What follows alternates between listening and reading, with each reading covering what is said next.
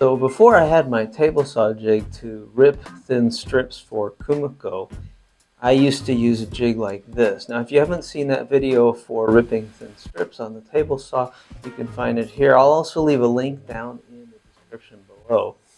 One of the problems with cutting thin strips using a thin strip ripping gauge is that you get different sizes and different thicknesses.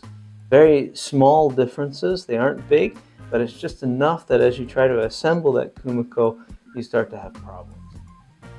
So this jig is really simple to set up. There's a base and there's two rails which hold the hand plane like that, nice and tightly. And then on the bottom, there's two pieces that are the thickness that you're trying to get to.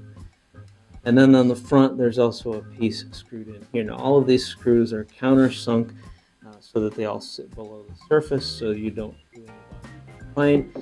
And on the back, there is just a little piece of scrap plywood that I've put in here so that I can put it into my vise.